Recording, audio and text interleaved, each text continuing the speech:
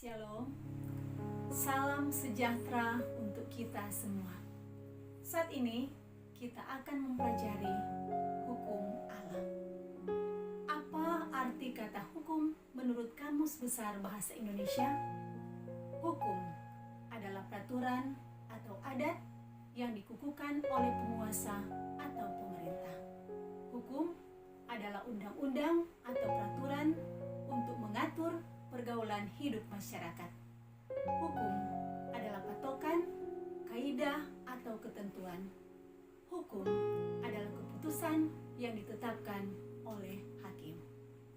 Jadi, hukum Allah adalah peraturan atau undang-undang yang ditetapkan oleh Allah. Nah, hukum Allah sifatnya sebagai pantulan tabiat Allah. 10 hukumnya merupakan hukum moral, hukum rohani, luas dan lengkap, serta mengandung prinsip-prinsip yang universal atau menyeluruh.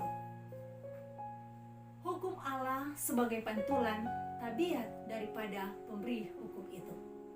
Kitab suci memperlihatkan ciri-ciri Allah di dalam hukumnya, seperti yang dituliskan oleh pemazmur di dalam Mazmur pasalnya yang ke-19 ayat 8 dan 9.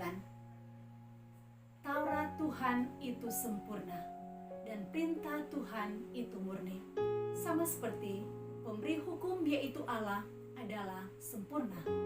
Dan di dalam Roma pasal 7 ayat 12, Taurat Tuhan itu kudus, perintah Tuhan itu juga kudus, benar dan baik.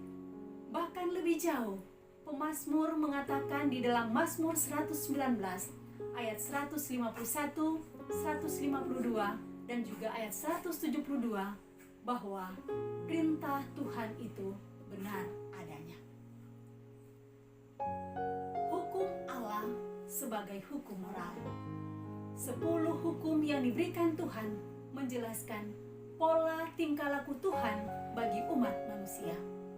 Hukum ini memberikan penjelasan mengenai hubungan kita dengan pencipta kita, hubungan kita dengan penebus kita, serta tanggung jawab kita terhadap sesama manusia. Di dalam 1 Yohanes pasal 3 ayat yang keempat di sana dikatakan bahwa pelanggaran atas hukum Allah adalah dosa. Hukum Allah sebagai hukum yang rohani. Roma pasal 7 ayat 14 mengatakan bahwa hukum Taurat adalah rohani. Dan di dalam Yohanes pasal 15 ayat 4, bahkan di dalam Galati pasal 5 ayat 22 dan 23 di sana dikatakan bahwa hanya orang-orang yang rohani yang memiliki buah roh yang dapat menuruti hukum Allah ini. Hukum Allah sifatnya positif. 10 hukum Allah itu lebih dari sekedar satu rangkaian larangan. Di dalamnya dikandung prinsip yang amat luas jangkauannya. Yang dicakupnya bukan saja hal-hal yang tidak boleh kita lakukan, tetapi juga apa yang seharusnya kita lakukan di dalam kehidupan kita. Kita tidak boleh hanya menghindari dari perbuatan-perbuatan yang jahat dan pemikiran-pemikiran yang buruk. Kita harus belajar menggunakan talenta, karunia rohani yang telah diberikan oleh Tuhan kepada kita untuk tujuan yang baik. Oleh karena itu, setiap perintah yang negatif mempunyai dimensi yang positif. Hukum Allah itu adalah hukum yang sederhana. Kenapa dikatakan hukum Allah itu adalah hukum yang sederhana? Karena 10 hukum itu sangat jelas. Dan hukum-hukum ini memang singkat sehingga seorang anak kecil sekalipun dapat dengan mudah menghafalkannya. Dan di dalam hukum-hukum Allah ini tidak ada misteri. Pikiran yang paling lemah sekalipun dapat menangkap aturan-aturan ini. Yang tidak berpengetahuan sekalipun dapat mengatur hidup, dapat membentuk tabiat yang sesuai dengan ukuran ilahi. 10 hukum Allah ini adalah hukum yang berprinsip. 10 hukum adalah iktisar semua asas atau prinsip yang berlaku pada semua manusia dari segala waktu. Di dalam Pengkhotbah pasalnya yang ke-12 ayat 13 di sana dikatakan, takutlah akan Allah dan berpeganglah pada perintah-perintahnya, karena ini adalah kewajiban setiap orang. Hukum Allah adalah dekalog, dasar firman atau 10 hukum di dalam Keluaran pasal 34 ayat 28. Hukum Allah ini terdiri dari 2 bagian yang ditunjukkan oleh 2 loh batu yang berisi tulisan tangan Allah. 4 hukum yang pertama mengatur tanggung jawab kita terhadap pencipta dan penebus kita. Sedangkan 6 hukum yang terakhir mengatur tanggung jawab kita terhadap sesama manusia. Kedua bagian ini merupakan asas fundamental yang agung dari kasih Allah. Dan hal ini merupakan landasan berlangsungnya kerajaan Allah, yaitu kasih. Hukum Allah ini adalah unik. Kenapa dikatakan hukum Allah ini unik? Karena hukum Allah ini dinyatakan atau diucapkan secara langsung dan tegas oleh Allah sendiri kepada seluruh bangsa Israel. Dan bukan hanya itu, Tuhan sendiri atau Allah sendiri yang mengukirnya, yang menulisnya dengan jarinya sendiri di dalam 2 loh batu.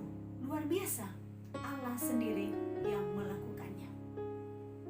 Hukum Allah ini adalah hukum yang menyenangkan. Kenapa menyenangkan? Bukankah bagi sebagian orang mengatakan bahwa hal itu sangat menyusahkan untuk menuruti hukum-hukum Allah? Tetapi bagi pemazmur, dia mengatakan di dalam Mazmur 119 ayat 97, ayat 127 dan 143, dia berkata bahwa betapa kucintai Tauratmu, aku merenungkannya sepanjang hari. Itulah sebabnya aku mencintai perintah-perintahmu lebih daripada emas, bahkan daripada emas tua sekalipun. Tetapi perintah-perintah Tuhan itu menjadi kesukaan bagiku. Hanya barang siapa yang mengasihi Allah akan mengatakan bahwa perintah-perintah Tuhan itu tidaklah berat. Hanya mereka yang menjadi pelanggar hukum yang akan merasakan bahwa hukum-hukum Allah itu merupakan kuk bagi mereka dan sangat berat bagi mereka. Saudaraku di dalam Tuhan, apa maksud Allah memberikan hukumnya kepada manusia? Allah memberikan hukumnya agar umat-umatnya memperoleh berkat yang berkelimpahan serta membimbing mereka ke dalam hubungan yang menyelamatkan dengan dirinya. Hukum Allah diberikan untuk menyatakan kehendak Allah bagi manusia. Hukum Allah ini merupakan dasar perjanjian Allah. Hukum Allah ini merupakan standar penghakiman. Dan hukum Allah inilah yang menunjukkan adanya dosa. Hukum Allah ini merupakan alat pertobatan. Dan hukum Allah ini akan mengekang kejahatan dan dapat mendatangkan berkat. Itulah maksud Allah memberikan hukumnya kepada umat manusia. Tentu saja kita bertanya lebih jauh, mungkin hukum Allah ini hanya diberikan kepada bangsa Israel, hanya diberikan pada zaman perjanjian baru. Tetapi apakah demikian? Apakah hukum Allah itu hanyalah sementara? Karena hukum moral yang 10 itu merupakan refleksi tabiat dari Allah, maka prinsip-prinsip ini tidaklah bersifat sementara atau hanya menurut situasi, melainkan hukum Allah ini mutlak, tidak dapat berubah dan diberikan secara permanen bagi umat manusia.